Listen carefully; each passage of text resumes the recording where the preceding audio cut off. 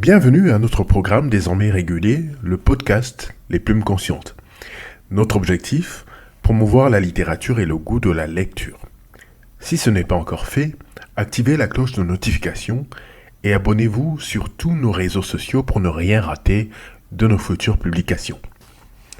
Aujourd'hui, nous allons découvrir un titre et un auteur.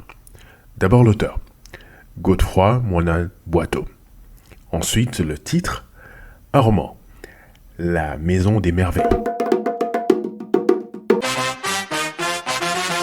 Godefroy Moinin-Boiteau est un avocat et romancier, originaire de la République démocratique du Congo. Après Ainsi sont faites les lianes, son premier roman, La Maison des Merveilles est son second roman. C'est l'histoire d'Omari, qui connaît en réalité caché toute sa vie derrière une identité empruntée et qui, au soir de sa vie, pressé par des esprits et des rêves baroques à répétition, ressent le profond désir de percer les voiles de ses non-dits.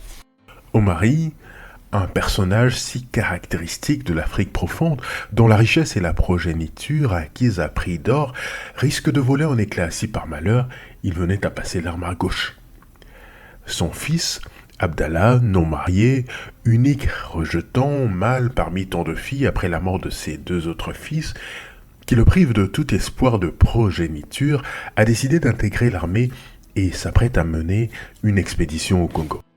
Omari n'a guère d'autre choix que de forcer le destin, avide d'une vérité, la sienne, celle qui a eu lieu en 1964, alors qu'il avait rejoint la rébellion Simba. Une mise en bouche aboutie, une écriture soignée, bien rythmée, qui mène le lecteur vers une aventure encore à ses balbutiements et qui, bien que n'ayant pas encore révélé ses intrigues, ne lasse pas, bien au contraire. Puis, quelque peu bouleversant, un changement de narrateur à l'entame du 3e chapitre. Omari compte désormais sa propre vie à son fils Abdallah, alors qu'ils prennent la route pour Dodoma et Morogoro.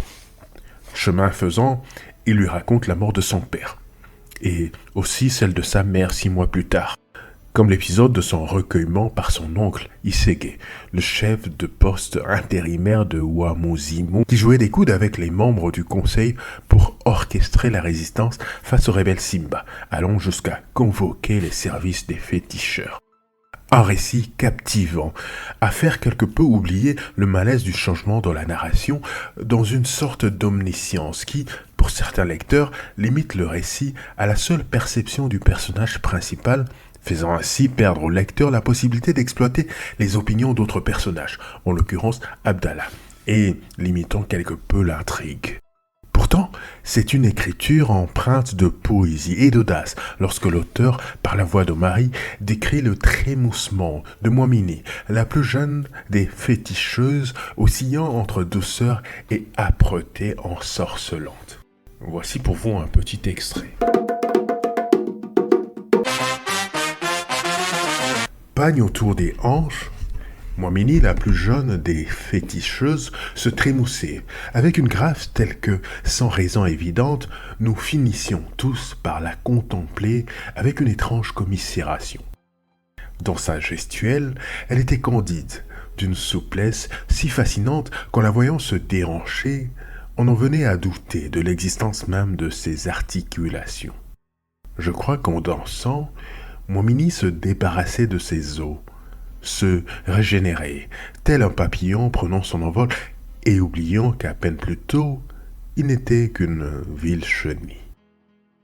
Mwamini n'était plus cette sorcière redoutée, elle était devenue grâce et candeur, elle était vie faite chair, elle était fée, elle était monde, vie et tout le reste à la fois, tandis que les regards envoûtés des hommes de Ouamouzimou tentaient leur chance pour la séduire, la belle bête, elle, répondait que par encore plus de candeur, de grâce et de douceur.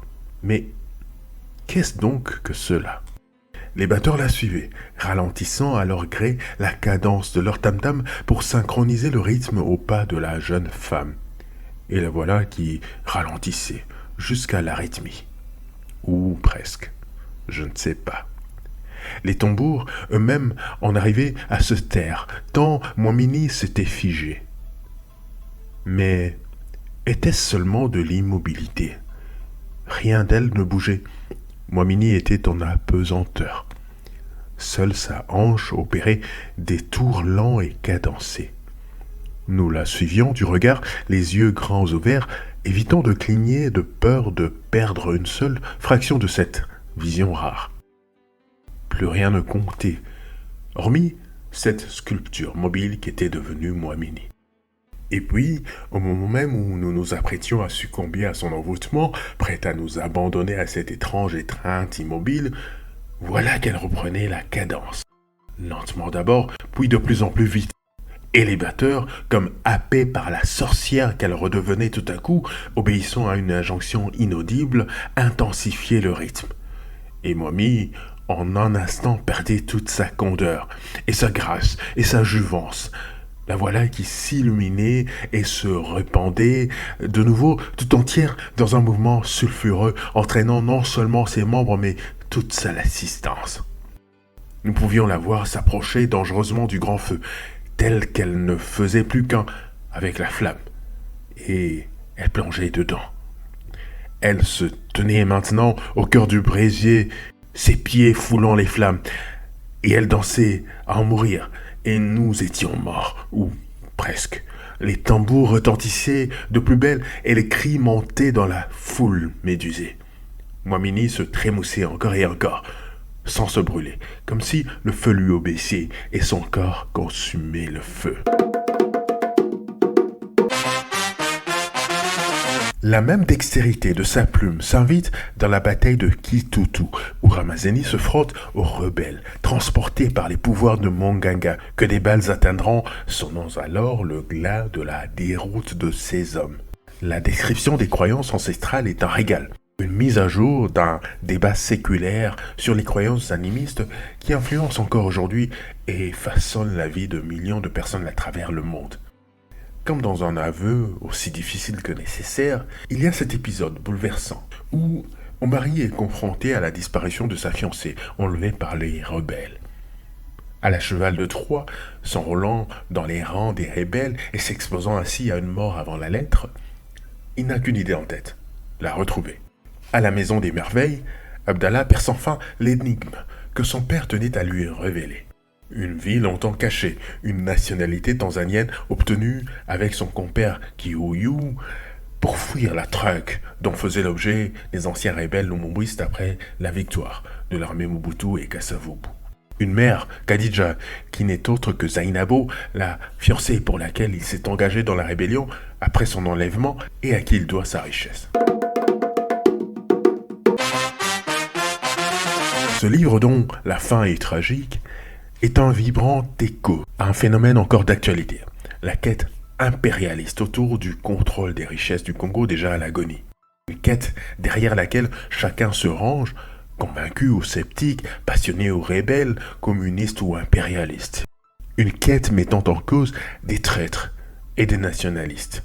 Une quête avec ses conséquences macabres sur les populations privées de leur fierté, de leur tout, et exposées à la barbarie humaine au-delà des limites de la raison. Dans ce décor tragique, il y a ce parfum, cette ode à Lumumba, le père de l'indépendance congolaise, à qui l'auteur, par le biais de son narrateur, semble vouer un respect absolu, tout en dénonçant les abus commis en son nom, au nom de ces dogmes intangibles, absolus, intouchables. La lecture de ce livre au thème fort, aux références historiques fouillées, qui témoignent de la grande culture de l'auteur, à l'écriture ciselée, est en fin de compte le procès de la conscience, qui appelle inexorablement à la réconciliation. D'abord avec soi-même. L'âme n'est pas une tombe. Il faut de temps en temps savoir la curer, écrit Godefroy. Ensuite, avec les autres, la famille, les amis, la société, le pays. Un livre à lire à tout prix. Indubitablement, Godefroy Mwana-Boito vient s'ajouter au brillant romancier de ce beau et grand pays, la République démocratique du Congo. Lisez.